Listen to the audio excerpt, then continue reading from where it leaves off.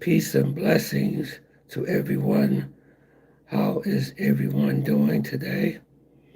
How's everybody doing tonight?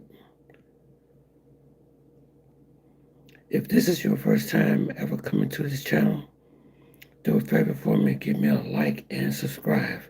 I would definitely appreciate that. That will help the channel tremendously. Thank you very much.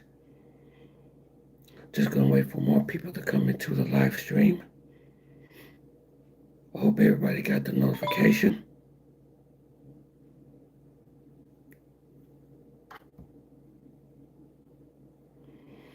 Hey, what's up, Fry? How you doing?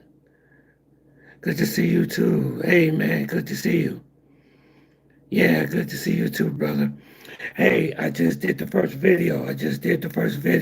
The wealth building video on the membership only. Yeah, I just dropped it today. I told you I was going to do it, and I done it. I gave you my word.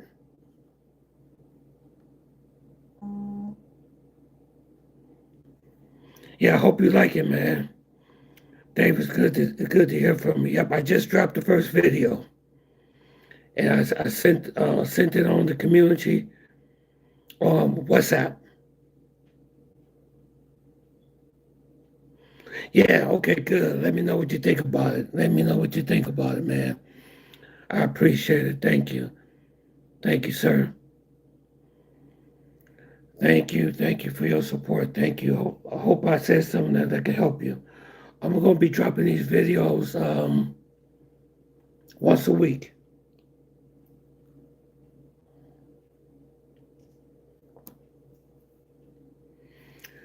Let me see. Just going to wait for more people to come into the live.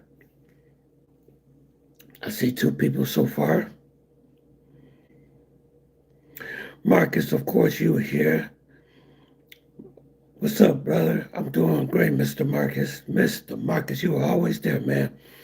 You're my main cheerleader. Let me say thank you very much for what you're doing. With that, it will be a huge help to us. Yeah, man, oh man, that's some stuff going on. I'm gonna tell y'all tonight, boy. Whoo. Oh my goodness, let me see how many people on now. Still only 2 people. I'm gonna wait till maybe 4 people come into the live. Yeah, there's a lot of things going on right now, Dave.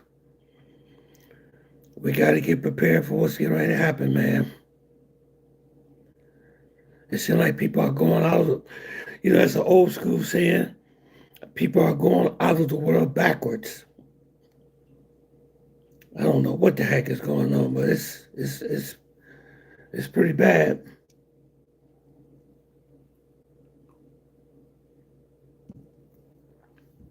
DC, man, DC bombarded with nuclear this week on videos.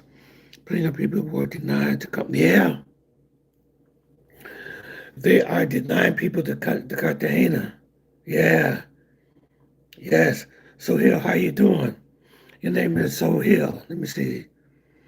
So Hill, okay. I'm gonna call you So Hill. How are you doing? Yeah, I never seen you before. Welcome to the channel. Please like and subscribe to my channel. I appreciate it. That will help the algorithm goes up and help push the video. I appreciate it. Thank you very much. Let me see how many people we okay, we got 13 people. I hope everybody stays on this live. We got 13 people here. Okay, we got some really important things I think you all need to hear. Marcus, what's up? What's up? Say about the Floyd situation. Uber driver spoke on it. Yeah, yeah. Okay, we're gonna talk about that, and then there's one thing I want to talk about just for a quick moment. My heart and prayers really go out for Anthony Joshua, man. Oh my gosh. I know you guys been hearing about this, about what happened to Anthony Joshua. But you know what, man? I'm going to tell you something, man. We got to keep him in our prayers.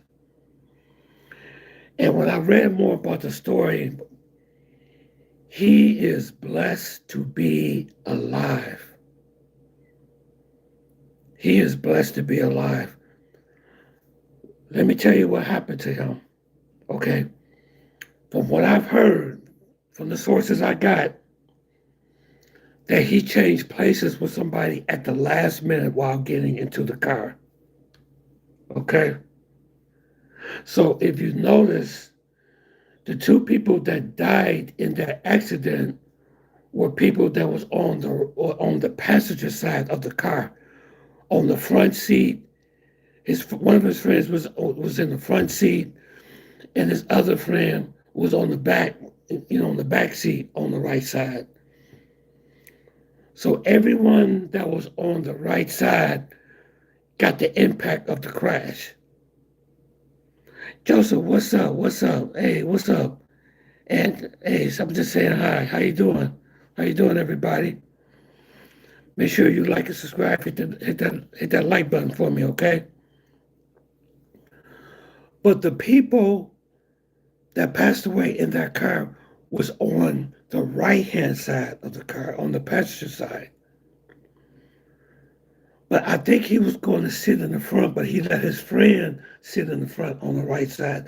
So what saved his life, he was on the left side of the car. So everybody that was sitting in the left side was spared, the driver and himself.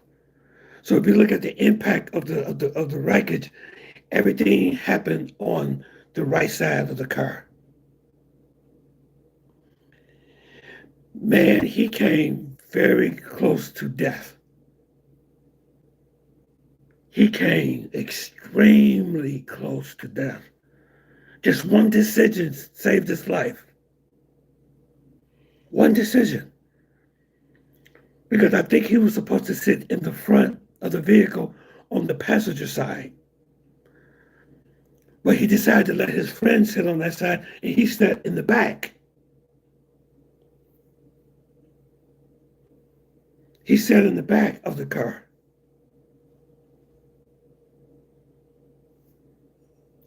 Wow, man.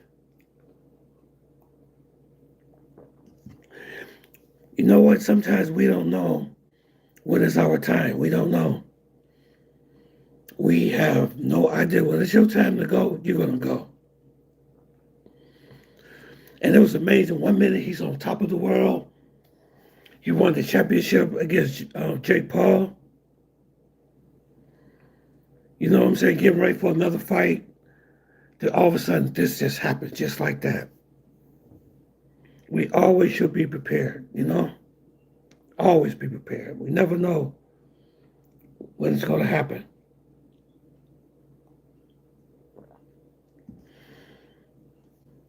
Let me see how many people are. Okay. I don't think he's going to I don't know if he's going to have a fight again. I don't know. I don't know what he's going to be dealing with post-traumatic stress disorder for a very long time. For a very long time. Yeah, he's going to be dealing with post-traumatic stress disorder. He probably won't have a fight.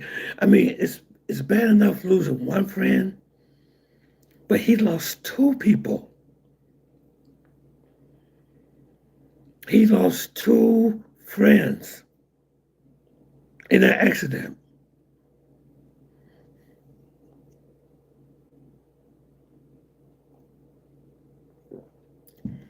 But God spared his life. God spared his life because he wasn't supposed to be here. What's up? What's up, Josh? How you doing, man? I'm doing great. I'm doing fantastic. I'm doing great. I'm just talking about the Anthony Joshua situation. How he came very close to dying. Very close. Very, very close. He came this close because he was supposed to be, I believe he was supposed to be in the front seat of the passenger side, but he let his friend sit in the front, and he decided to take the back on the left side. So even if he would have been on the right side in the back seat, he still would have died, would have been killed in that accident. Good to hear. Yeah. Yeah, he was. He was blessed. He was blessed. He came very close to dying. Very close. Very close. And you know what was so crazy about it? It all came down to a decision. At the last minute, like he said, well, no, I sit in the back, you sit in the front, just like that.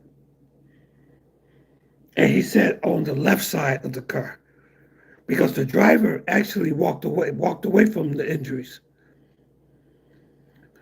Matter of fact, he walked away from the scene of the crime. They said he walked away from the he walked away from the accident. He was nowhere to be found. Left him there. Yeah, you're right, Josh. He's blessed. Yes, sir. I'd like to say Happy New Year to everybody. I hope everybody had a really good, a very good New Year's Eve. Somebody did, oh, the trolls are coming on now. Boy, I tell you, one thing about doing YouTube Live, it is so full. It is so full of trolls, I tell you. It's really funny. No, I'm not a female. You know, come on now. Come on, do I look like a female to you? It just my voice is impaired. But the doctor's going to fix it, though. They're going to fix my voice. I never told y'all the story. Watch my video called The Night I Woke Up Without a Voice. I got a video that tells exactly what happened to me. I do a 360. You so crazy. Oh man. Oh man. I got a troll here. I got a troll, y'all.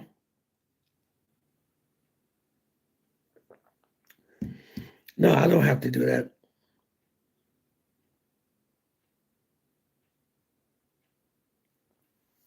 Oh yeah. I see one. Yeah, and we get ready to talk about that, Marcus. Thank you for sending me about that. Yeah, let me tell you guys something, and this is very important too. This is very important. What I'm getting ready to tell y'all. The passport bros and the people that travel to Brazil don't own Brazil. I'm getting so tired. I'm getting so tired of hearing people say, Floyd really ruined it for us to go into Brazil. Oh, I ain't going to Brazil now. No, he messed everything up. Get the hell out of here.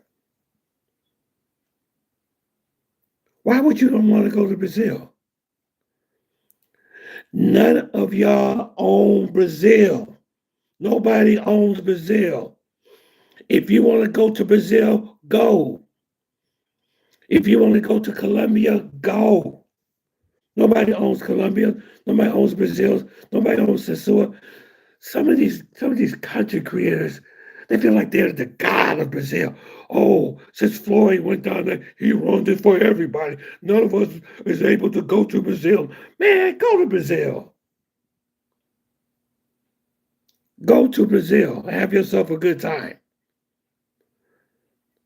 There are thousands of tourists that visit Brazil every year. Brazil's not going to change because of Floyd.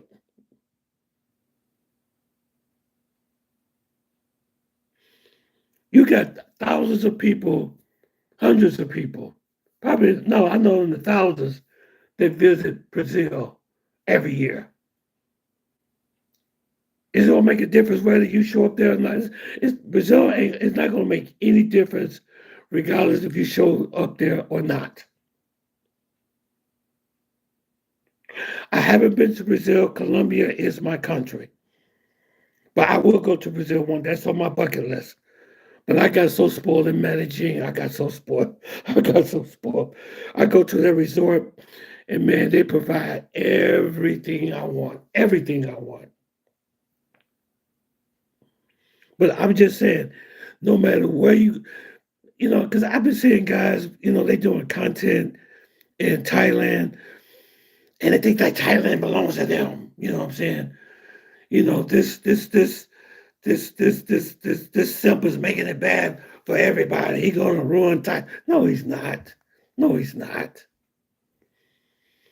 You got hundreds and thousands of tourists that come in and out of Thailand every day. So don't be afraid to go. Don't go. Don't be afraid. If let me tell you something. Let me tell y'all something. If you go to these countries and you be respectful of the people and respectful of the culture, you have nothing to worry about.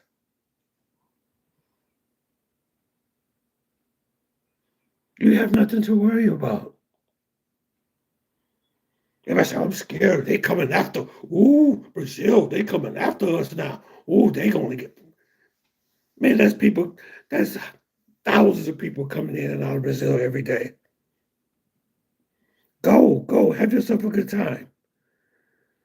That situation just happened with Floyd. That's Floyd. That has nothing to do with me, has nothing to do with you or anybody else. I know somebody saying, well, I'm not going down there right now. I'm going to come back to America for a while and I'm going to stay in my mama's basement. I'm not going to tell you who it was that said this. I say, so you really think of yourself that special about being in Brazil?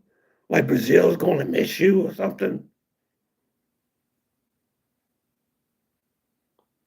Yeah. What's up, man? You in Colombia? I wish I was there with you, man. I wish I was in Medellin with Cookie right now. But I will be there in May. I was just there in September of last year. I'm coming back in May.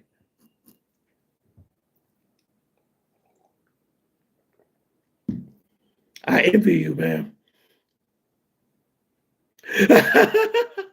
I'm not saying no. I'm not saying nothing. You guys know how to read my mind. I'm not mentioning nobody's name. I'm not mentioning nobody's name. But there was a certain individual saying, "Man, y'all, Brazil's ruined. I'm coming back to the States now." Okay, go right back to the States. Ain't gonna stop me from going to Brazil. Ain't gonna stop me from going to Colombia or anywhere I want to go. But there's too many guys on here just think they own these women.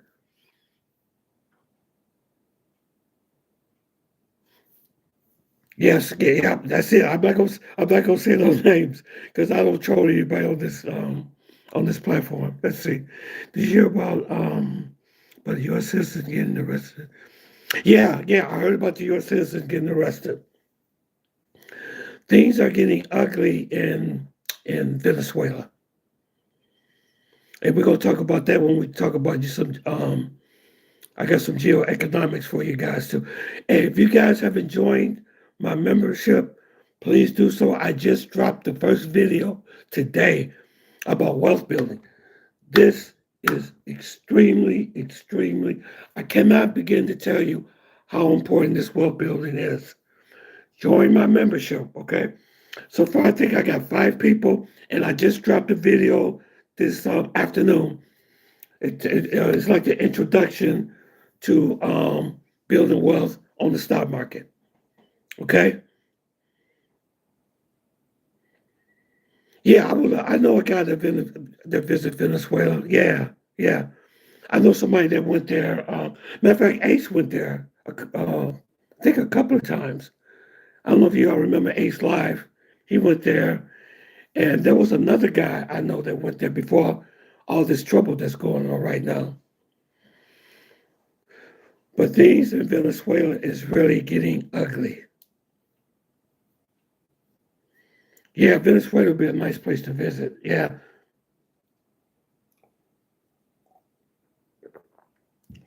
it's a little bit kind of dangerous because there's a possibility they can arrest you there, being American. You know what I'm saying? They can say that you're a spy. I will not go to Venezuela right now.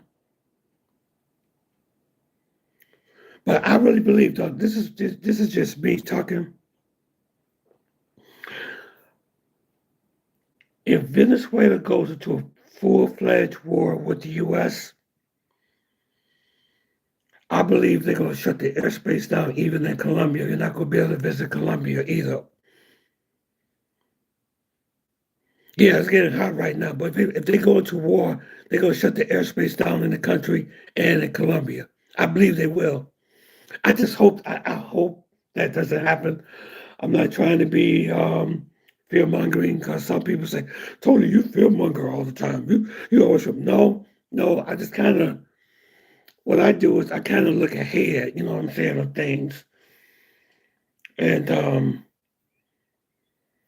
I hope it doesn't go that far. But if there is a full-fledged war between Venezuela and the U.S., if the U.S. attacks Venezuela, like really attacks, then they're going to shut the airspace down. But the problem is, what most of y'all don't know, Venezuela is being backed by Russia and China. Yeah. Matter of fact, I heard there was some China naval vessels, that's really close to Venezuela because Venezuela made partnerships with the BRICS countries. I don't know if y'all remember, but last year during the BRICS meeting in Kyrgyzstan, Russia, President Maduro went to that BRICS meeting and he created what you call partnerships with the BRICS countries. So now they're saying if you do anything to Venezuela, then you're doing something to us. So Maduro has a lot of backing. He has a lot of backing.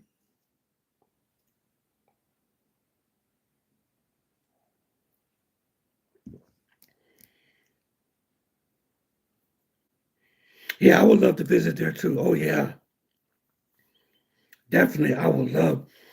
And Venezuela got some very beautiful women too. The girls there are very, very, very beautiful ladies in Venezuela. I think they got. As a matter of fact, in Medellin, I was there and I met a couple of Venezuelan girls. Yeah, they still dealing with Ukraine. Yeah, yeah, they still dealing with Ukraine. But let me tell you this. Let me see what time. Okay, let me tell you this. Ukraine is in really bad shape right now. Europe is in very bad shape right now. That's what I'm getting ready to talk about in a few minutes. Um, Ukraine lost 20% of eastern Ukraine to Russia. Russia controls 20% of eastern Ukraine as we speak.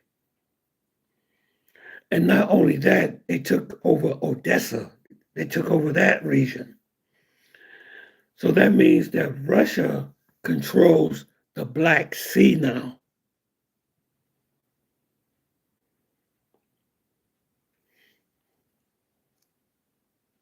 And they talking about Trump wants to make a deal with Putin, but Putin said, no, no, we make the deals. You know what I'm saying? You and Zelensky can talk all day long. Y'all can say whatever y'all want, but we're controlling this, you know.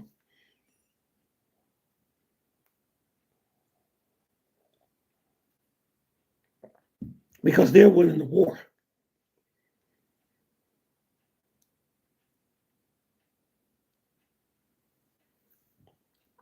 Let me see. He met two Venezuelans at his hotel. Yeah, I did. Yeah, you saw that video. Yeah, you saw the video, Marcus. Yeah, yeah, I met two Venezuelans at the resort. Yeah, yeah. Matter of fact, look at my playlist, y'all. Y'all see those two Venezuelan girls.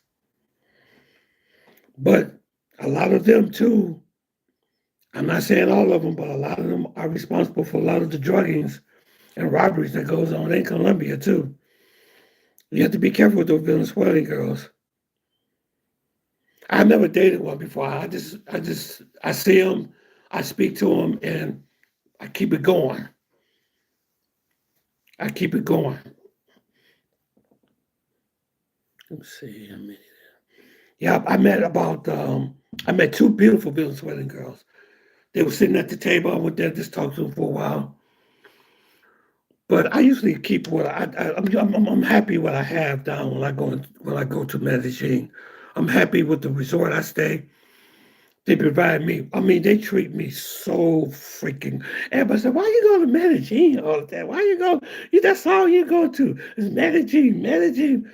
Man, if you know how they treat me down at that resort, I go to a resort. They wait on me, and you know what? What I like about them, they wait on me hand and foot.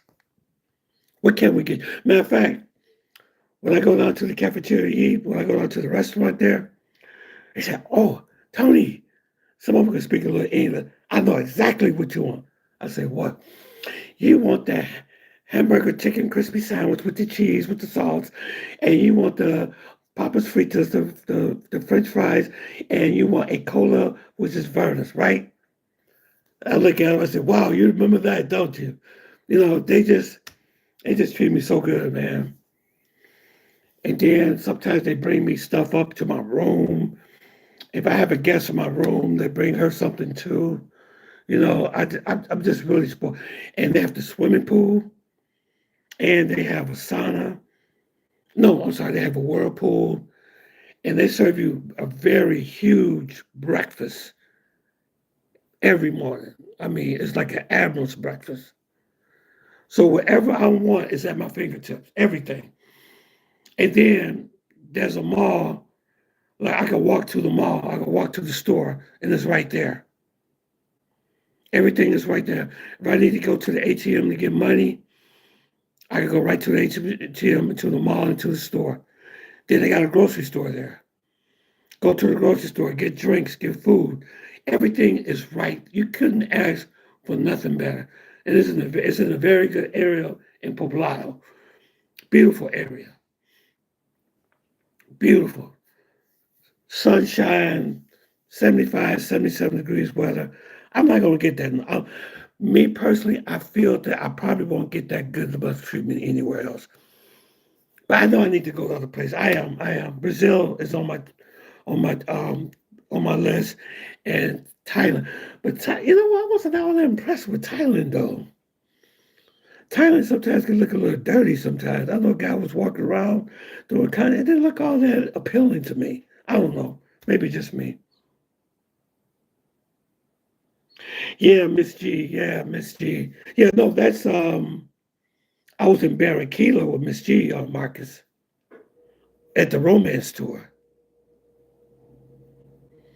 Yeah, I met Miss G. Matter of fact, I talked to Miss G about a week ago. She's doing good.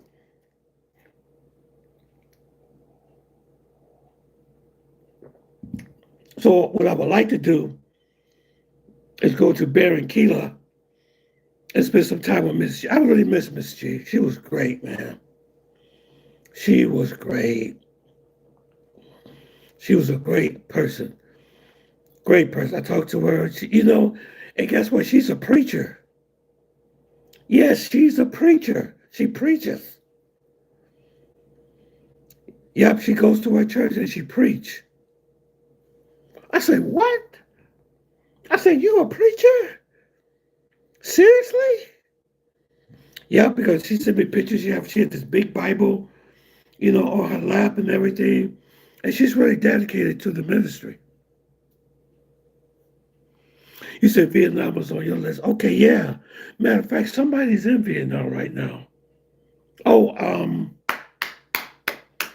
what's my man name? Oh my God. Come on, guys, help me think of him. Philly Dom. Philly Dom. Philly Dom is in Vietnam right now, I think. Yeah, I think he is in Vietnam. Matter of fact, Philly Dom is in Vietnam. You said, I know that make the grocery store. Yeah, yeah. If I have company or something coming, because sometimes the resort is really expensive, especially when you buy dinner and stuff all the time, and when you have company. So we just walk. I say, hey, let's walk and go get something to eat. We'll walk across. There's a few blocks. Go to that grocery store. We get sandwiches. We get beers, water, anything you want. And we bring it back and we have our own food and everything. Save a lot of money. And if I need to grab a few bucks out of the ATM, and there's people around everywhere. There's security everywhere, everywhere, even outside their security, walking up and down the sidewalk. And then you have a lot of people with their phones out, so I feel safe taking my phone out and everything. So I'm in a it's a and I like that area too because it's something about it. It's kind of like every day is Friday where I stay. It's like every day is like a Friday. Like every day is so exciting. Everybody is doing something. People at the mall, and the mall is always crowded with people. Always crowded. Yeah, I think he left Alaska. I think he did. Yeah, yeah, he was a processing worker. Yes, but I think he's out of Alaska now. I think he's back traveling again. If I'm not mistaken, I think he's in Vietnam. Yes, he's in Vietnam.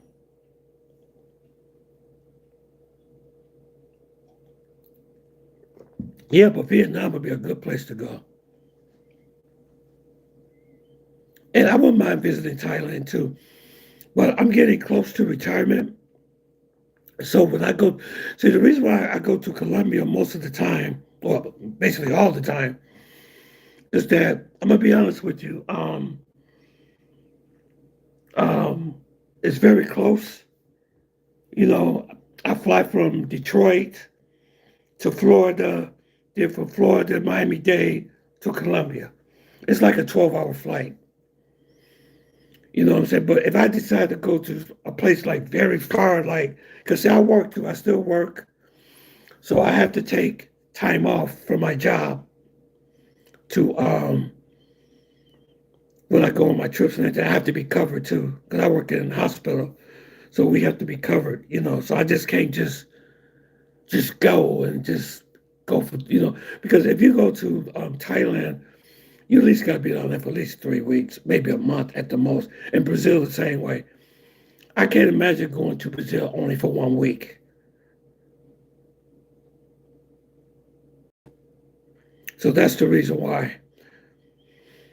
But when I be able to retire, get close to a retirement, then I could be able to spend a lot more time traveling to these places. You know what I'm saying? These faraway places.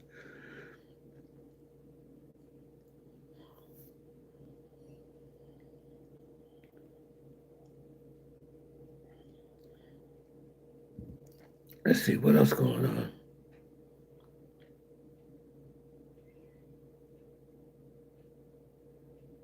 Yeah, I do miss Miss G. Miss G she was a really nice lady, extremely nice lady, very beautiful lady too. So what I should plan to do is maybe come in through Barranquilla, spend some time with Miss G, and then fly from there to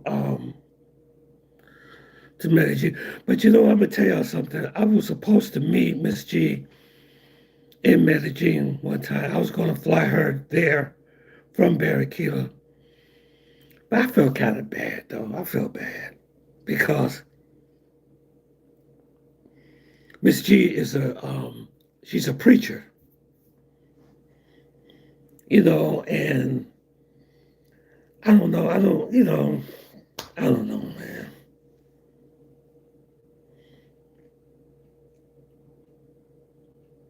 Because I know I'll be talking, maybe, when she leave, I'll be probably talking to my other friends there. And she asked me a question. She said, all right, I'm going to be the only person that you talk to when I come to Medellin. And I told her the truth, probably not.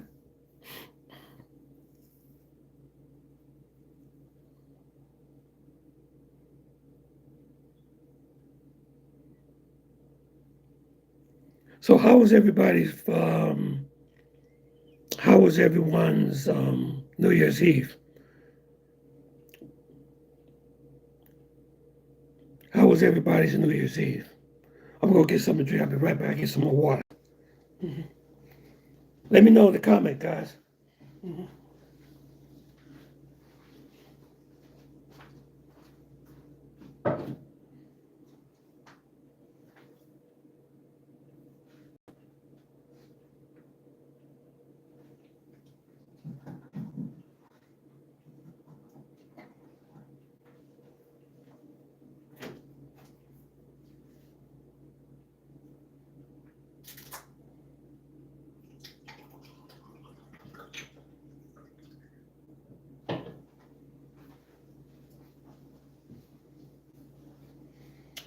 All right, my voice get a little dry.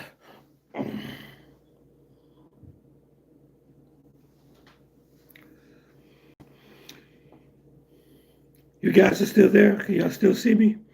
It's been very quiet on this live chat. There we go. Hey, what's up? What's up? What's up, Chris? It's good to see you, man. What's up, everybody? I'm saying I had to work until midnight for my job since it was the end of the quarter. Yeah, you were you just in Peru or something, Chris? You was with somebody. I seen some pictures that you posted on Facebook. You said NYE, was it good? Okay, good. It was chill. Didn't go out, just watch the ball drop on TV. Hope yours was good. Yeah, yeah, Dave, it was good. Basically what I did was I watched Stranger Things. Yeah, I watched Stranger Things. I watched the 2 hour episode. It was pretty good. It was pretty good. That Vecra boy, whoo, man, they had a hard time trying to defeat him, boy. Wow. Yeah, the finale was crazy. Yeah, yeah, it was crazy. The finale was crazy. They had a hard time trying to get rid of him, boy. I'm glad nobody didn't pass away. I thought they was going to lose somebody, but they didn't. Yeah, the finale was crazy, Dave. You said Peru and Argentina back in October. Those pictures on Facebook is mostly barricaded for. Oh, for 4 years ago. Okay, okay, okay. Okay, you said it was like 4 years ago. Okay. If I had a chance to go to the romance, I'm gonna be honest with you, Marcus. Let me tell you a little bit about the romance tour. The Colombian romance tour, it was amazing. It was, but I wouldn't go through the same guy. You know, the same guy is he was an idiot. You know, he just I don't know. I didn't like the way how. I mean, I did meet a lot of interesting young ladies at the romance tour, but I didn't like the way how he ran it. But I did have the Airbnb. He did supply that. It was a nice Airbnb too. And the ladies, I did meet the ladies. I did meet a lot of beautiful young ladies. But it's very expensive though. I told you how expensive it is. Well, he tried to, I'm gonna be honest with you, he tried to extort money from me. He tried to. And he was American. This wasn't a Colombian. This is an American guy that owns a business there. And he tried to extort money from me.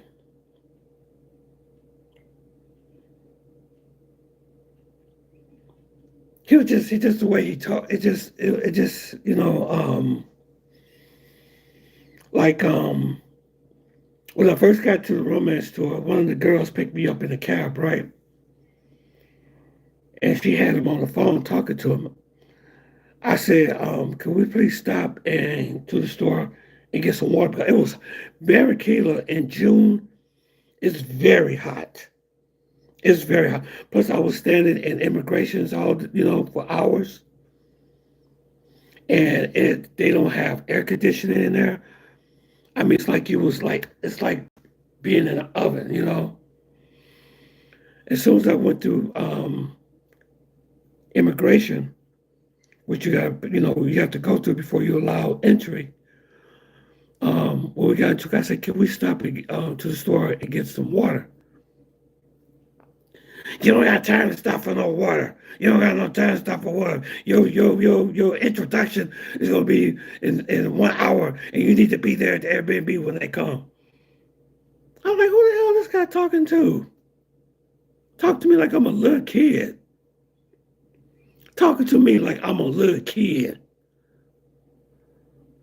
So what my translator did, I had an escort that was with me the whole time doing the romance tour.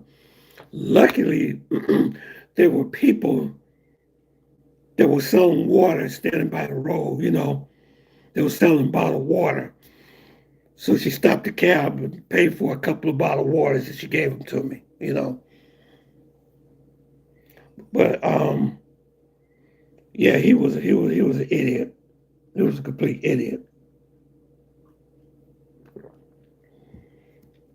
But I did meet a lot of beautiful girls. I did. But and another thing too, like I told you so many times, yeah, he was a smart mouth. Yeah, he was a smart mouth. I mean, I said, you messing up your. I said, you really run your own business. You talk to all your customers like this? And even the girls don't like him. The girls that work for him, they didn't like him. There's a word I want to say, but I'm not going to say it here on YouTube because I don't want this video to become demonetized.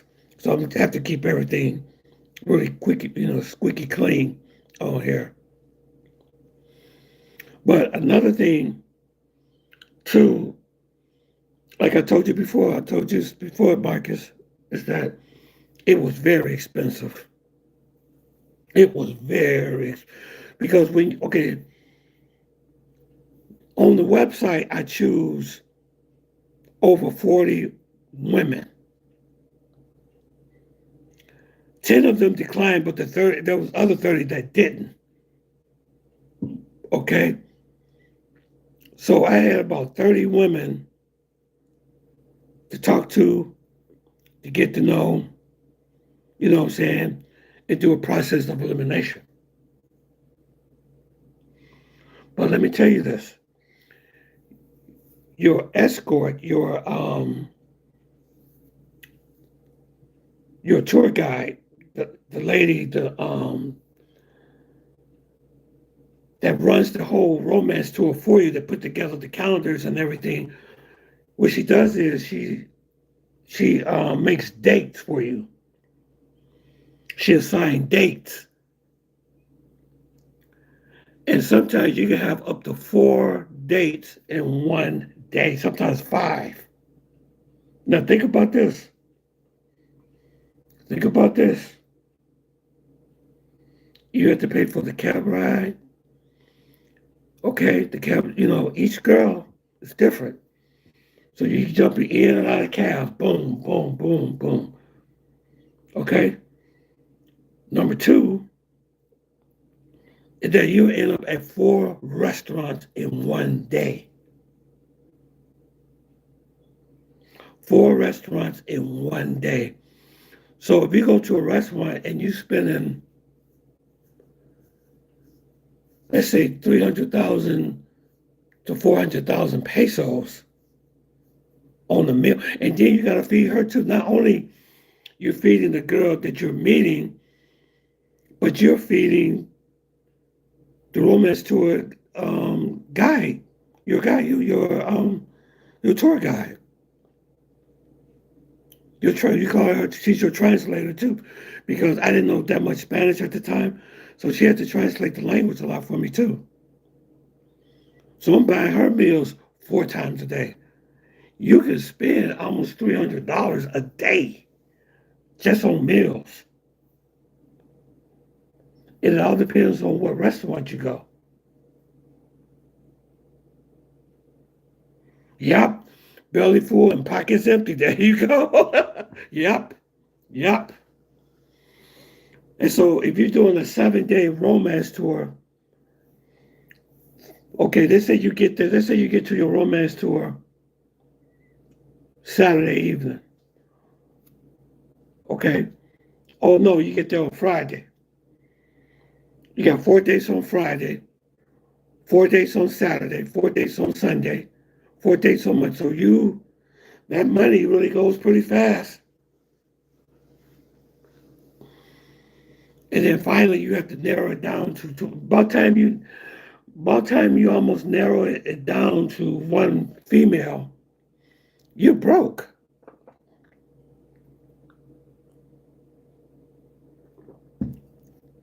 But it was fun. It was fun. But it's very expensive. Very expensive. Very expensive.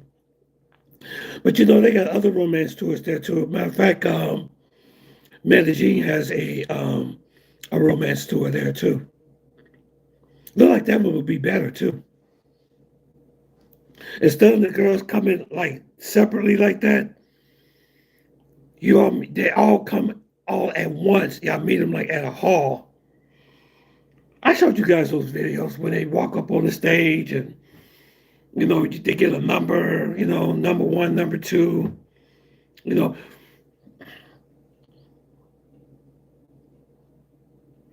No, he don't offer no discount. I wouldn't. Would I recommend this guy? Yes and no, because he did do what he said he was going to do, but he was just a boy. You about to make me say the word. I don't want to say it over here because, you know, I got my sister and them. They're Christian people, and I don't want to say anything. That they would be disrespectful. Hmm.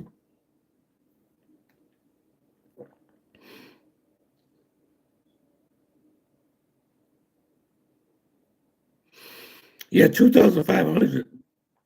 That's just a weekend tour, Marcus.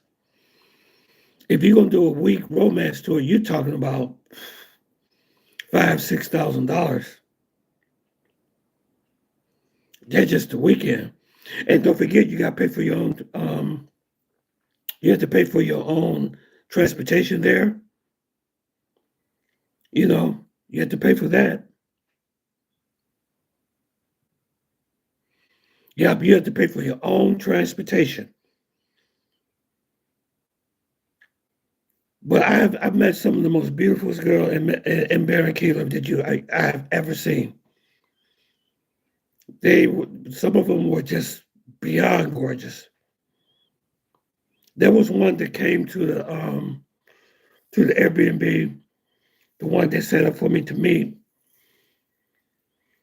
When she stepped out of the cab, when the cab dropped her off, I nearly fainted. That's how, like, just supermodel. Just she had to be about, man, maybe a 15, 16. So I am not making this up. I wish, see, back then I wasn't doing YouTube at the time. I wish I would have took more videos of that. She was a supermodel, supermodel. But I talked to her, for a while. We did go out to lunch together. We did have lunch together. She came by around 12 o'clock. I see the picture of her, but the picture don't do it justice. When you see them like in real life, like in front of you, oh wow, man, oh my goodness. I mean, she was dynamite, dynamite, dynamite. Beautiful figure. I mean, oh my goodness, wow, it was just incredible. Yeah, it was incredible. So we went out. We went out to lunch, and you know, what I do is I tell my translator, I say, okay, give us some time for us to get to know each other. We want to talk by ourselves. So sometimes the translator, she'll walk away and just leave us there between each other. So I asked her, I said, so what you looking for? She said, I'm looking for a husband. She spoke a little English, but, it was enough where I kind of understood what she was saying. I said, okay, so you're looking for a husband. Okay, me too. I said, do you want to have children? And she said, yes, I do want to have children, but my career is really important to me right now. I said, okay, if I do choose you and we get engaged and I put in for the fiance, because what you do is in these romance tour, this is not perpetual dating. I mean, you basically go down there and you pick a wife and You put in for the fiance visa like they do a 90-day fiance. You start the visa process as soon as you get back to the States. You take your pictures with her and everything, because you have to take, photos with these females. You take photos with them and everything.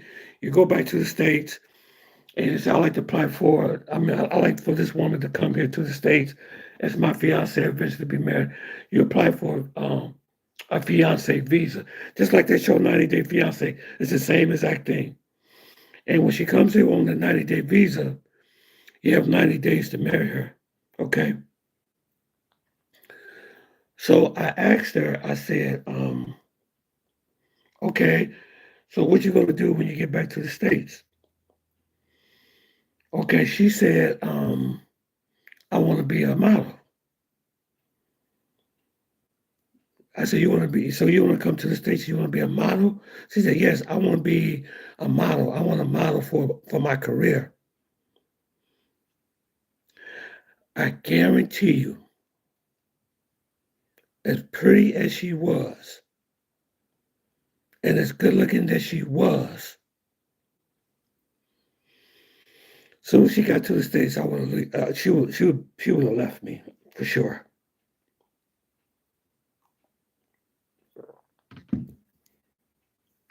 She would have left me for sure. And then there was another thing, one little negative thing I didn't like about her. She had a bad temper, very bad temper. Like I would ask her something, and then she would jump on me and say, didn't you just ask me that question before? Why do I have to repeat myself again over and over and over again? Did you just ask me that? I said, wait, hold on. I was like, okay.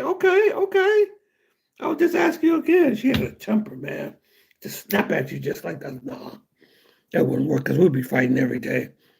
I'm not going to bring you thousands of miles away back here to the U.S. for you to be arguing with me. No, thank you. Hasta la vista, baby. Yep. No, she wouldn't have no loyalty. No, she wouldn't have no loyalty. It would be very different. If I took her around with me, I guarantee you she would have got a lot of looks. She would have.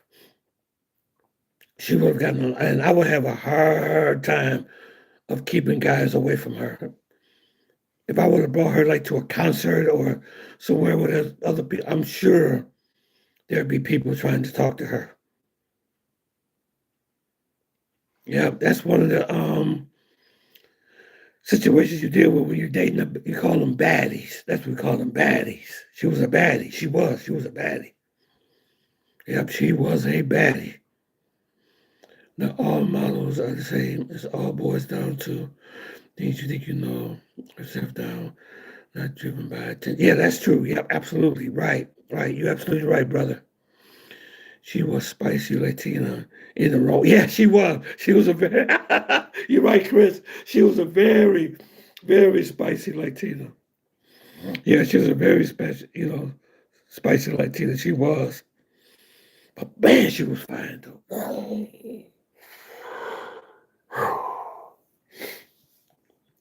I mean, she was. I mean, man, I wish I could have took a video of that.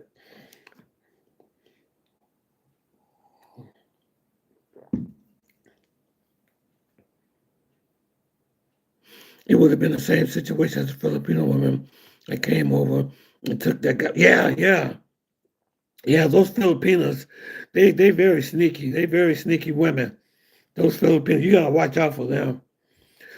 But these guys, but you know what? I'm gonna maybe in my next video I'm gonna do another fleecing of America again. Because I know I've been doing all this geoeconomic stuff, but those Filipino women, they something else.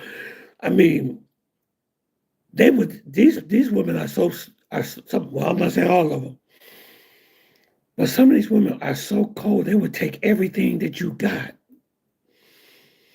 I'm talking about there's guys that lost their pensions, lost their retirement over these women.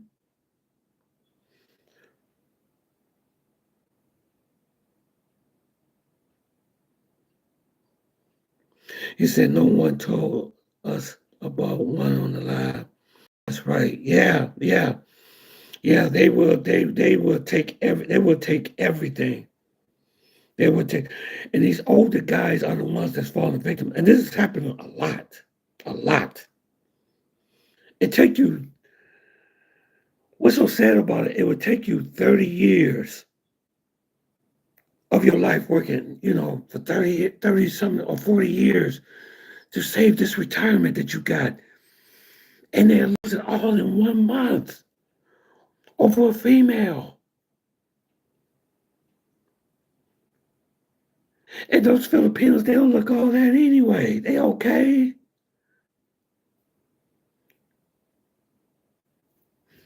I said, if they are cold towards you, why don't they have backbone to walk away? I will walk away. I don't know what it is.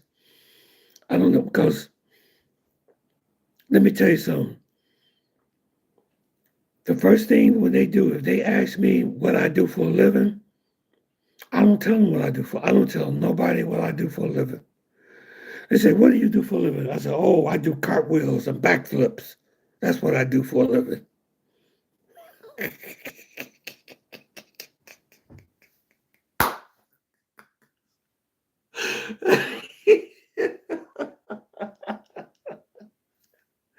Oh man.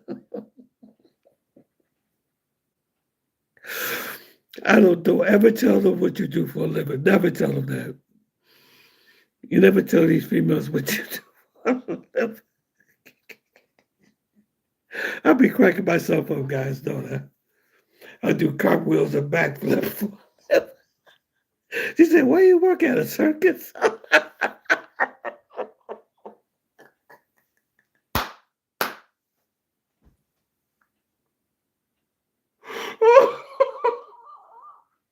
I'm sorry. I'm so sorry, guys. Y'all make me. Y'all so funny. I got so many trolls on this live too. Never ever tell them what you do for a living. Never tell them that. It can be very dangerous too. That's why I tell you not to do it. Don't ever flaunt your wealth. Don't ever go to the Philippines or don't ever go to Colombia. All those places. Oh yeah, I'm a real estate agent, baby. I can take care of you. I make over 100 grand a year, a month. Oh yeah, and guys be doing that, and you can set yourself up to be kidnapped or even robbed in situations like that.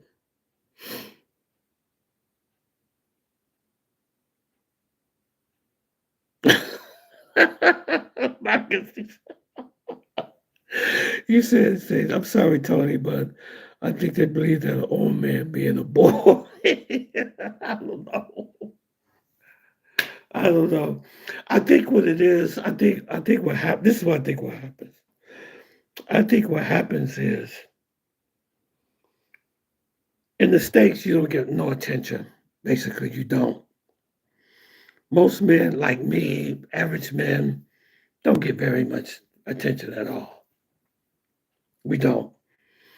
We go our ways every day. We do our things every day. We go shopping, pay our bills, work, you know, go back and forth, same routine every day. How often, let me ask you guys a question on this live. How often do women actually actually pay attention to you? How many? How many actually walk up to you and say, "God, you look so good. Oh, look at you. Oh, you got a nice haircut. Look," put their hand like that's what they do in Colombia when I come and I get a haircut. They say, "Oh, look at your hair. Oh, you look so cute. You look so cute." They give you all that attention and tell you how handsome you are, how clean you are, and that you it make you feel good. It make you feel good. It make you feel like you're somebody. Say, "Wow, this beautiful female is telling me how nice I look and she's complimenting me." And then some of them even go further than that. Some of them said, "Let me cook for you. Let me do this for you. And let me do the other stuff," if you know what I'm talking about, which I gotta keep this life clean. How often do that happen? And it just go to their head, just go to their mind. But what they're doing is they are basically flattering you with their words. And that's a Bible thing too. That's in the Bible. It talks about how she flatters you with her words, but she's after something. And then she may stay around for about a week or about 2 weeks or whatever, how long you down in the Philippines or in Thailand. She come by your house, she clean. This is what I'm hearing. They clean your house, they clean your, they cook for you, walk around with a very sexy, I guarantee you, they're getting you the other way too, if you know what I'm talking about. Walking around probably with beautiful necklace, just looking sexy, and she's just feeding you all this. But then here it comes. She have you so blinded. Then she say, you know what? I don't want to have to bother you, but my mom has been very sick. And, the doctor bills is really expensive. She got to have this done. And then when they start coming with that, they start coming with that. Then next thing you know, he said, oh, baby, don't worry about a thing. I take care of it. How much is it? $5,000 in US dollars. Oh, that's nothing. I got that. Then they pay that, and then it'll be something else, and then it'll be something else, and then it'll be something. Then they start going for the bigger things, and then they start talking about real estate. That's how they get you again. Like, babe, we've been living in this apartment for a long time. Let's get a house. We can have a life together. Let's have a life together. Let's have a life together. And like an idiot, like a fool, they get a house with this girl and they find out that they don't own the house because in the Philippines you can't own you can own real estate, but you can't own the land. So they get caught up in stuff like that. End up costing them thousands and thousands of dollars, and they end up broke.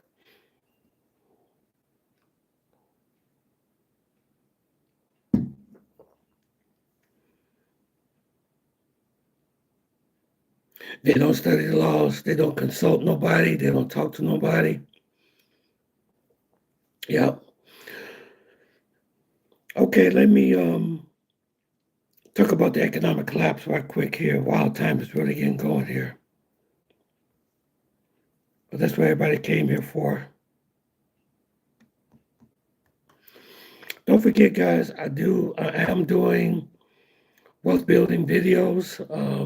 I just dropped one video for members only. Make sure you join that membership, man. Make sure you join. I think it's only like $2.99 a month. It's like equivalent of treating me to a little cup of coffee every month. That's all you're doing. It's good. And I'm going to be giving you economic data,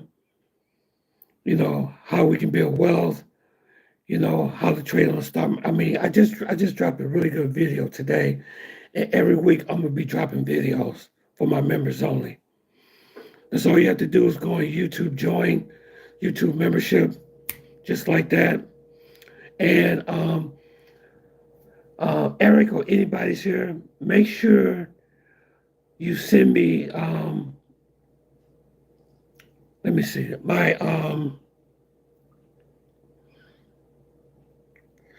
send me a message on Instagram, your phone number, and I'll put you in the community, the WhatsApp community, okay?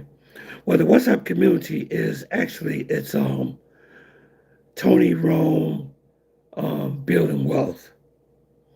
And I think the number is 248-653-6999.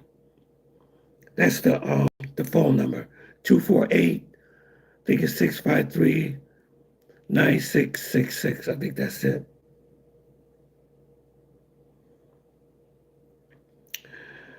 Okay, let's jump into the economic collapse. Okay, that's the reason why I do these videos, to get us prepared for what's coming, because what is coming is going to be very, very, very unfortunate.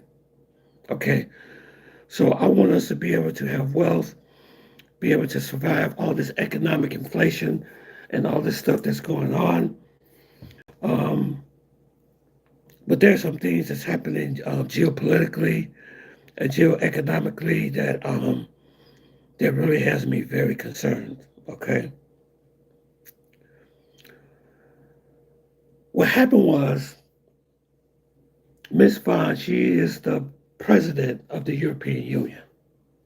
Okay, some of you heard that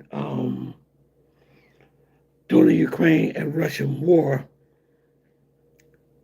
Europe and the U.S. put sanctions on Russia. Okay,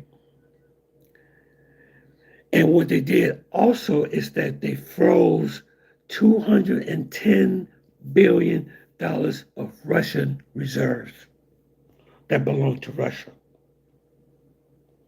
Okay, which was a bad mistake because what it did was it created uncertainty. It created uncertain. Oh man, what the word I'm trying to use? Uncertainty into the monetary system, which people don't trust anymore because countries are saying, well, how can I trust the U.S. with billions and millions of dollars of reserve when they can get mad at me and they can just freeze up my assets? So that's what they did to Russia. So Miss Vaughn, her name is for short for Miss Vaughn. She's the president of the European Union.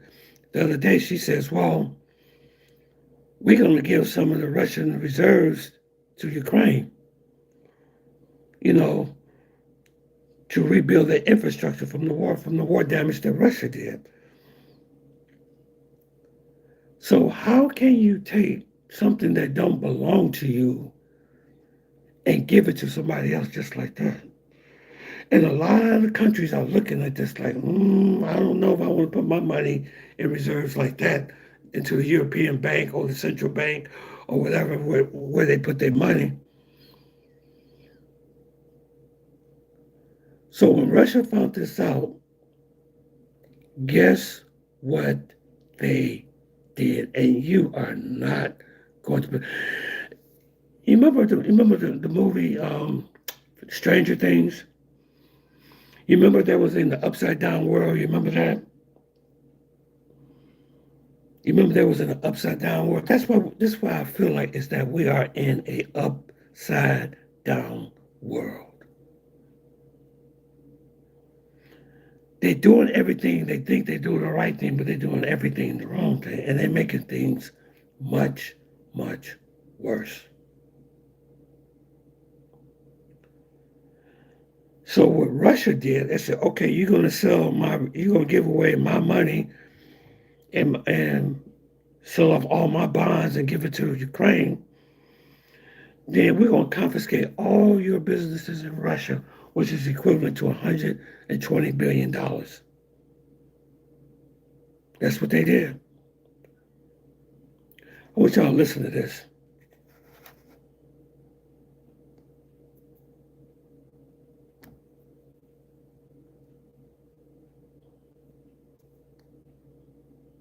Let me tell you about the greatest self-inflicted wound in European economic history, 210 billion euro. That's how much Russian money Europe froze, $120 billion. That's how much European corporate assets Russia nationalized in retaliation. But here's the kicker. The part that should make every European finance minister lose sleep at night, China walked away with everything: the factory, the supply chain, the market position. 30 years of Europe. So they gave the European supply chain that was in Russia to China. I never seen anything like this. It's like I just don't get it. So you just blew away $120 billion of your business. Be an investment, gone, kaput, finished. And the truly terrifying part, this wasn't an accident. This was Europe committing economic suicide while calling it strategy. So what the hell happened? How did the European Union, with all its technocratic brilliance, with all its economic advisors and strategic planning committees, manage to hand China the greatest geopolitical gift of the 21st century on a silver platter. That's what we need to understand. Because this story isn't just about money. It's about power. It's about who controls the future. And it's about how Europe fundamentally misunderstood the game it was playing. Let me take you back to the beginning. February 2022, Russia invades Ukraine. The West responds with sanctions, massive sanctions. The kind of sanctions that were supposed to bring Russia to its knees within months. Remember that rhetoric? Remember how we were told the ruble would collapse, how the Russian economy would implode, how Putin would be forced to withdraw within weeks. Instead, something else happened, something the architects of these sanctions never anticipated, or perhaps never wanted to anticipate, because it contradicted their ideological worldview. Russia adapted, but more importantly, China stepped in. Now, let's talk about what Europe actually did. They didn't just impose trade restrictions or financial sanctions. No, they went nuclear. They froze 210 billion euro in Russian sovereign assets, most of it sitting in Euroclear, that Belgian securities depository that suddenly found itself at the center of the greatest geopolitical chess game of our time.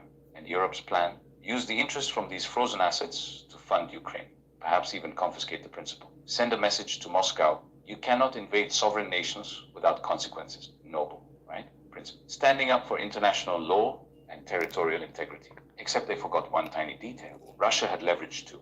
European companies had been investing in Russia for 3 decades. Siemens, Volkswagen, Shell, Daimler Trucks, Volvo, Scania.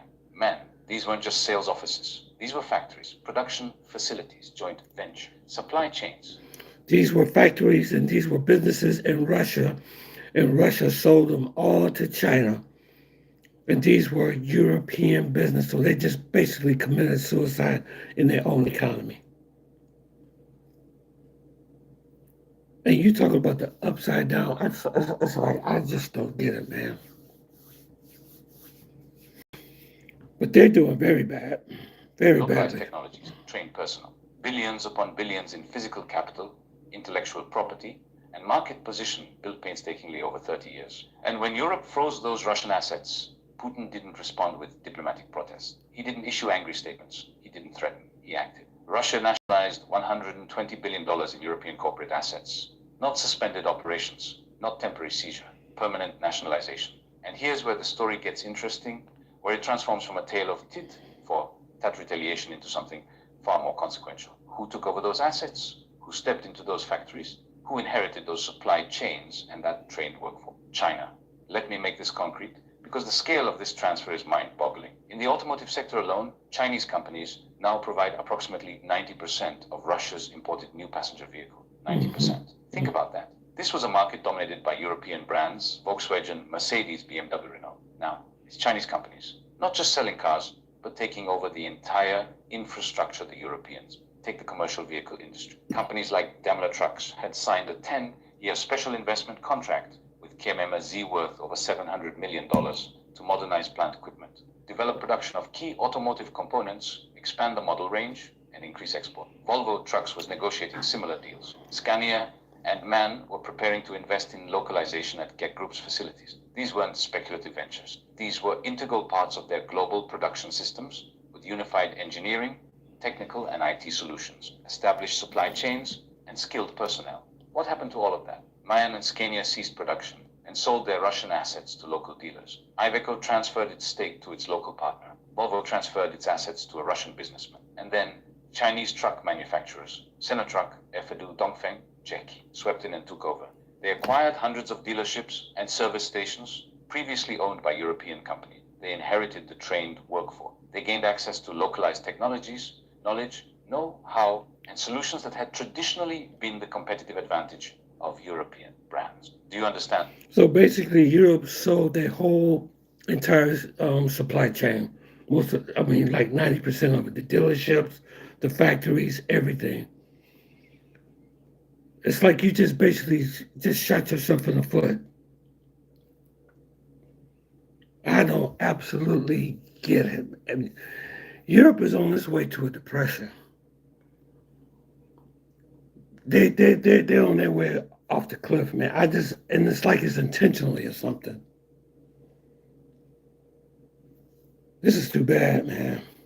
What this means? It's not too just that bad. China filled a vacuum. It's that China appropriated decades of European investment, technology transfer, and market development, and they're now using it to strengthen their position across global market. But the bleeding didn't stop there. Chinese companies became the largest foreign investors in Russia during 2024, making up a staggering 34% of all new foreign invested company registrations, up from just 13% in 2021.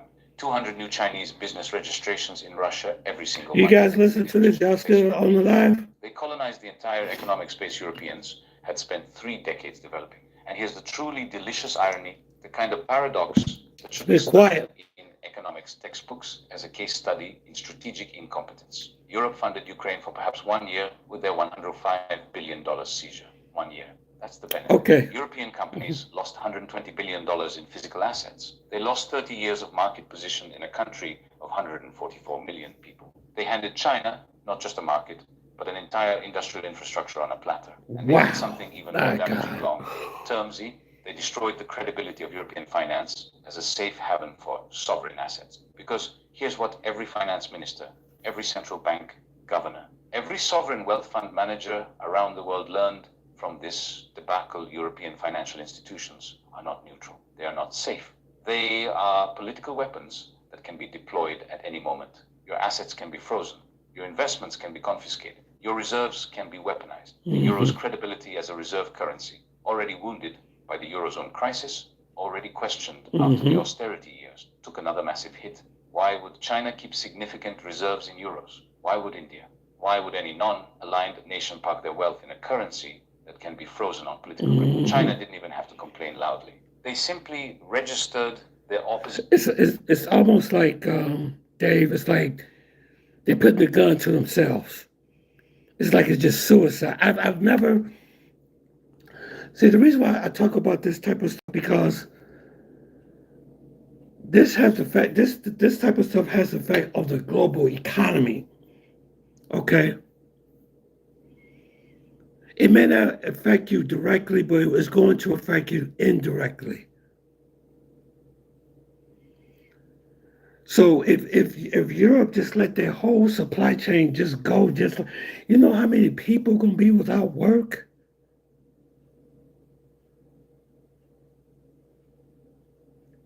You know how many people is gonna be laid off?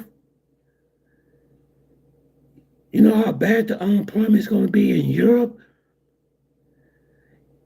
But what's happening is the only thing Europe needs to do is sit down and talk to Putin and say, you know what? Okay, we made a mistake. We made a mistake. Let's try to fix this. I just never see. I mean, you mean to tell me you're just going to give over $120 billion of your industrialization, of your supply chain over to China on a silver platter? That's crazy. Why would you do that? Like I said, it's like the upside down world. Upside down world.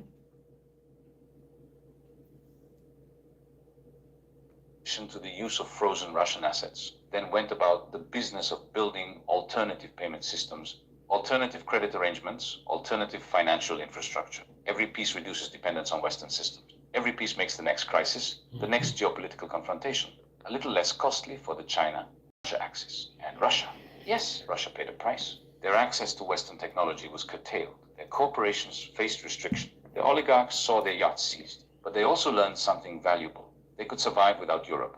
More than survive, they could thrive by pivoting to China. Bilateral trade between Russia and China surged to record levels. Russia became more dependent on China, yes. But that dependence came with benefits. Markets for their energy, access to critical inputs, technology they could no longer source from Europe. Now, I can hear the objection. But Yanis, what were we supposed to do? Let Russia invade Ukraine without consequences. And see, the thing that I was talking about on my members only video is that what we're going to be focused on is things that people are going to need. Okay? There's 3 major things that people need. They need food, energy, and healthcare. Those 3 things ain't going nowhere.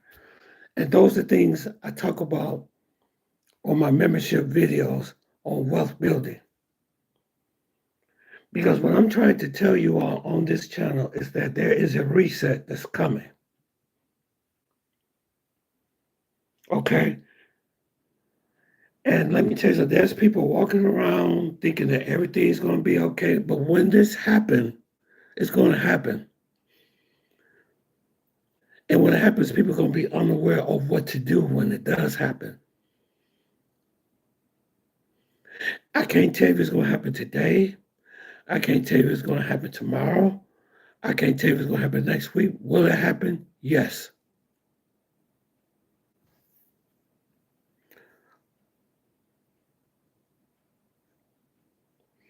Oh, yeah, the real estate in California is very high, and it's even worse in Florida. But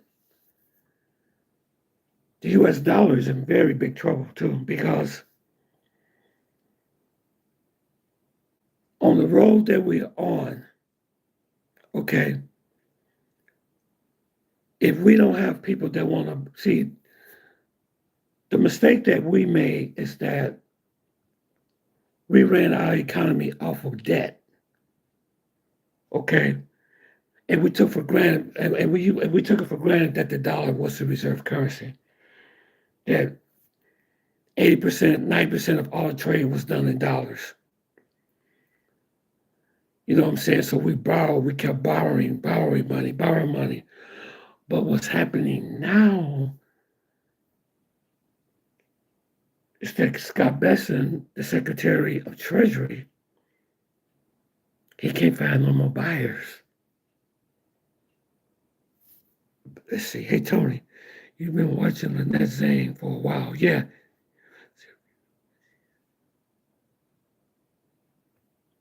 She doesn't tell you exactly what gold to buy, but I could tell you what she said to me. Well, not to me, but I've been watching Lynette Zane for almost 7 years. And we're gonna talk about more Lynette Zane on the membership channel. Guys, please get that membership, man. You gotta get it. Gotta get it. Because I'm gonna drop some heavy rabbit hole stuff on those videos. Okay? $2.99, $3.99 is nothing. Okay? This is gonna help you because this is gonna help us to get ready for the reset. But getting back to Lynette Zane, I've been watching her for about 7 years. Okay. I remember back then in 2014, 15. I'm not making this up. Because Lynette Zane, she's an economist. She's very smart. Matter of fact, she used to work for the Federal Reserve. I think she used to work for the Federal Reserve. But she used to work with the big people to make all the big financial, decisions and stuff. But she's very brilliant lady. I remember this, what she had said. We're going to get into gold in the membership. We got to get the membership. We're going to get into gold all that on the membership thing. This is for my members only. Go on there, sign up to join. Go on YouTube, hit the join sign, and sign up for the membership, okay? And then I got a WhatsApp group also. I have a whole community, okay? And we're going to be discussing all this on the community too. So if anything happens, that the price of gold goes up or drops, what's going on with silver, you're going to know about it. We're going to know about this stuff. But anyway, let me first tell you about Lynette Zane. I remember back then, she said that the price of gold was going to go up substantially. Substantially. That's what she said. And back then, an ounce of gold was only $500 an ounce. $500 an ounce. I remember. I should have jumped on that then. But I wasn't where I am now. You know what I'm saying? And this is where I'm trying to get you all to where I should have been 15 or 20 years ago. If I would have implemented this stuff 15 or 20 years ago, I would be in Brazil right now. I would be in Thailand right now. I would be with Cookie for New Year's Eve right now. And see, the plan I got us on is that you're going to be making residual income just by sitting on your butt. It's not a get rich. It's not a get rich fast type of thing that I'm teaching. It's something that will keep you sustained. Keep us sustained for long periods of time. Okay, but let me finish telling you about what Lynette Zhang said. She said the price of gold is going to double. Back then, she said that. And she's a gold broker too. And there's another lady called ITM Trading. Y'all see, I've had her on my channel before too. I don't think you guys remember that. Fast forward from 2015, 2014, 2015, 2026. The price of gold now is $4,000 an ounce.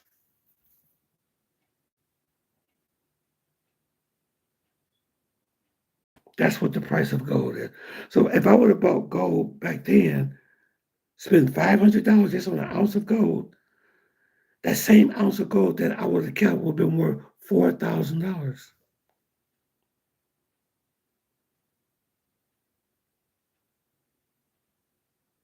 Right, Dave. That's how you build wealth. Because one thing about gold is that it locks in your wealth. Okay, let me show you people. It locks in your wealth. Hey, do a favor for me, guys. The lights looks very low. Hit that like button for me, please. And subscribe to the channel if you never did before. But that's what gold does. It locks in your wealth. Nobody can take it away from you. Nobody can manipulate it. Nobody can play games with it. It's yours. It's yours.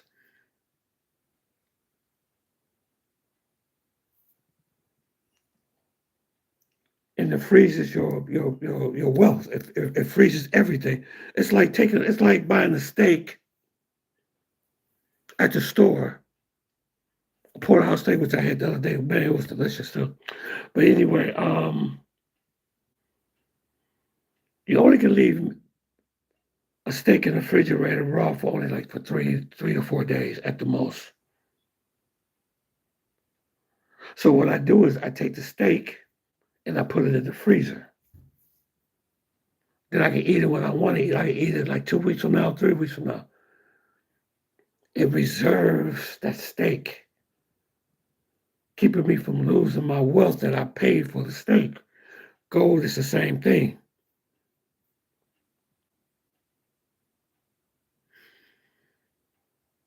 Show weakness, prove that aggression pays. That's a fair question, but it reveals a fundamental misunderstanding of what leverage actually means. Leverage is not about having more money than your opponent. It's about understanding who has more to lose. And Europe, catastrophically, fundamentally misunderstood who had more to lose in this equation. Yes. Russia's leadership had already made the calculation that they could survive without Europe. They had been preparing for this confrontation for years, building relationships with China, developing alternative payment systems, restructuring their economy to be more self-sufficient. When the sanctions came, they were ready. See, European corporations, they weren't ready. They had spent. Europe just threw away they threw away part of their supply chain. You know how long it takes to build infrastructure for a supply chain? Like industries and factories and automotive and all that stuff? You know how long it takes to build that type of stuff? It can take up to 30 to 40 years. And you just threw it all away? You gave it to Russia, and Russia just gave it all to China? So here, you have it. Boom. Just like that. Dealerships, factories, places where they make batteries, make Volkswagen, all that stuff. That's ridiculous, man. 30 years embedding themselves in the Russian market, building facilities, training workforces, localizing production. They have everything to lose, and losing everything to but lose. Here's the deeper strategic failure, the one that historians will write about for decades. Wow. Europe created the God. outcome it most feared. By pushing Russia into China's Woo. arms, by forcing Moscow to choose between Western integration and survival, Europe didn't weaken the Russia-China axis. It strengthened it. Yes, the relationship is asymmetric. Yes, Russia is the junior partner, frustrated by its shift from being a major exporter of high-value goods to China to primarily exporting energy and commodities. Yes, there are tensions. But those tensions don't change the fundamental reality. China now controls economic assets, market positions, and industrial capabilities in Russia that it could never have acquired through normal market mechanism. Russia, in turn, has become utterly dependent on China, which means China has enormous leverage over Russian decision-making. Who won? China. Unequivocally, undeniably, China emerged as the massive winner in all of this. They gained corporate assets in Russia. Let me tell you something. China has a huge supply chain. We will never be able to catch up with China. We will never be able to catch up with China, man. Let me tell you the biggest mistake that the U.S. made too. And then the people in charge, I was like, oh, man. It's almost like they just don't have common sense. I'm not even an economist. And I do have common sense.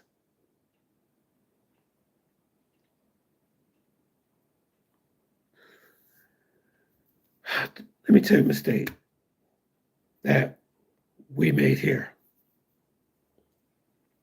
When we put the tariffs, when Trump put those tariffs on all those countries, the biggest mistake that he made,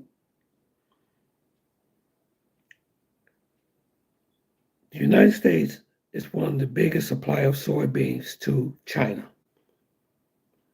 We got farmers here that grow soybeans.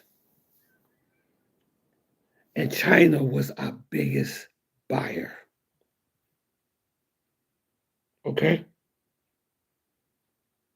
This is very important, guys. I hope y'all getting this, okay? It was our biggest buyer, right? So what do Trump does?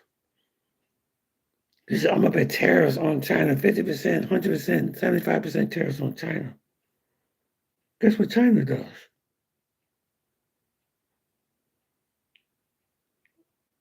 Guess what? We don't want your soybeans. We go to Brazil and we get them over there. They just dropped us, just like that. So now China is doing trade with Brazil and Africa for soybean. So we choose new partners, and the farmers here were pissed. How can you aggravate your biggest customers? How? How could you aggravate your biggest customers? And I just found out that Toyota just moved to Canada, from the US to Canada.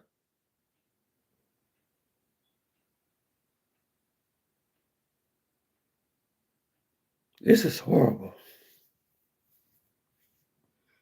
Like I said, this is like the upside down world we're living in. Welcome to the upside down world. You don't have to see that on Stranger Things, that show. We are in a upside down world. At massive discount. They positioned themselves as the indispensable partner to a resource-rich nuclear power. They demonstrated to the entire non-Western world that there is an alternative to dollar and euro hegemony. They built infrastructure, financial, logistical, political, that will serve their interests for decades to come.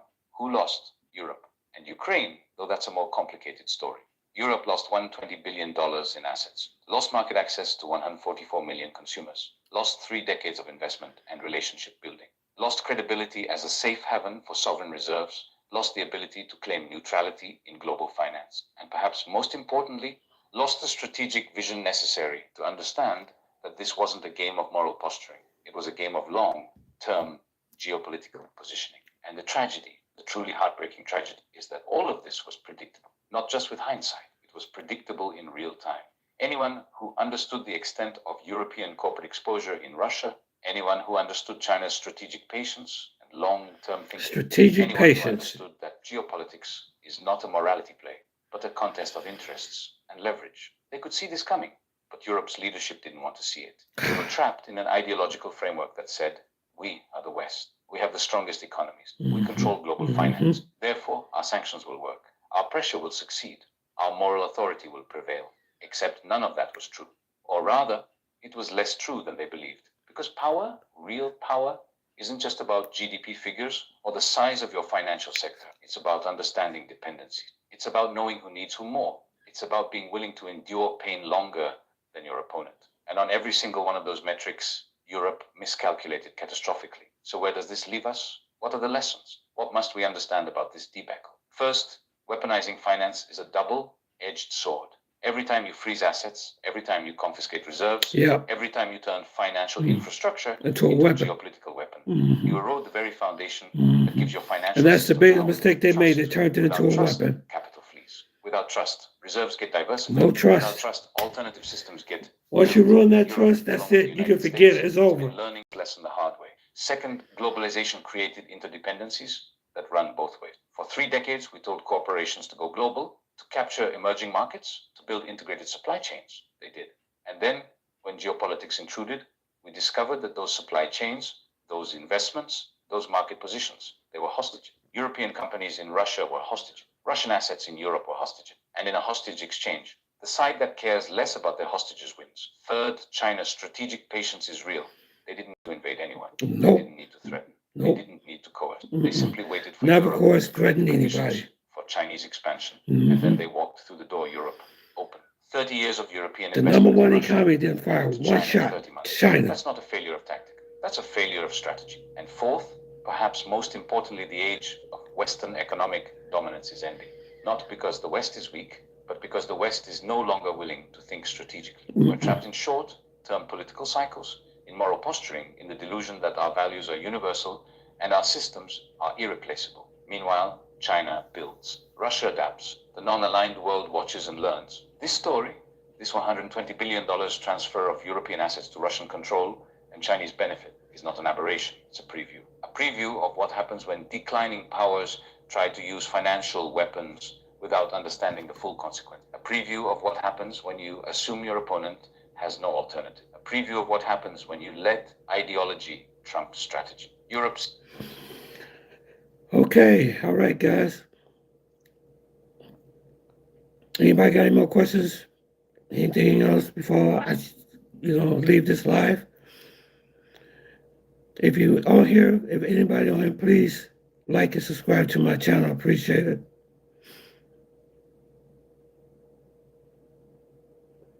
Hope you guys got something out of this live tonight.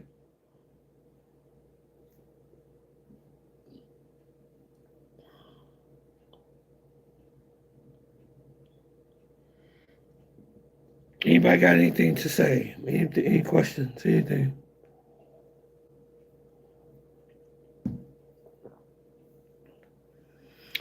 You guys are so quiet. Dave is the only one that's speaking.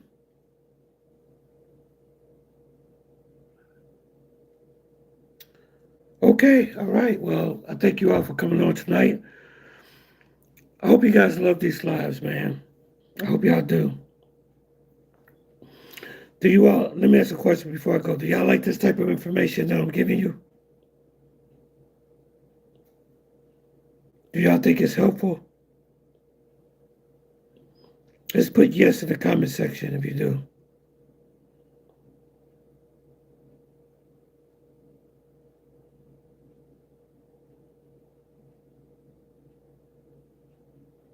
Oh, thanks, Joseph. people to respond. Some people, there's 11 people on here. Do you guys like this type of information? Good, good, Dave. Okay.